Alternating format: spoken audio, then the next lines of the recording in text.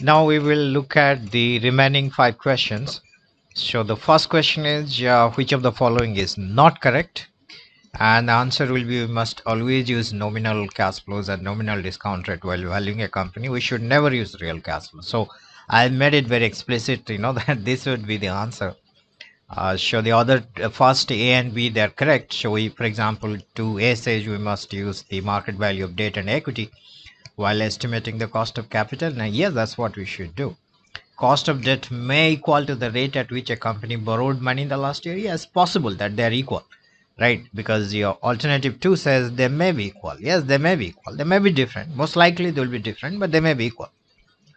So the answer is C. That is not correct, because this part, for example, which says that we should never use real cash flows. Now that's what makes it false.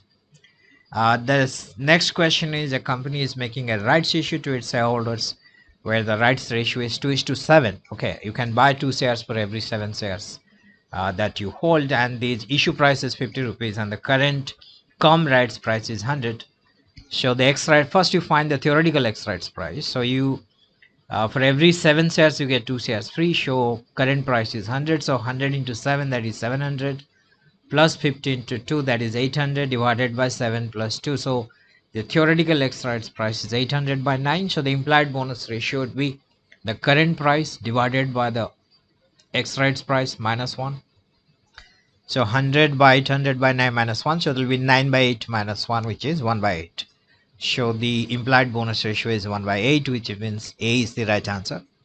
Next question is, what will happen if you use different risk-free rates for different years? Now obviously we'll get different cost of capital for different years, because your cost of debt has a risk-free rate component. It is RF plus a default risk premium. Your cost of equity has a risk-free rate, which is RF plus beta into RF minus RF.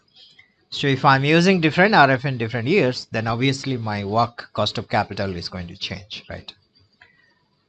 Next question is, what problem we may encounter while valuing a startup company? Now it is all of the above. So we'll not get the share price data, and therefore we cannot compute the regression beta. See, here it doesn't say that we cannot compute beta. We can compute beta, but we cannot compute the regression beta. For regression beta, we need the historical stock price data. The promoter may not find beta as a relevant measure of risk. That is true, because the promoter is most likely in a startup company.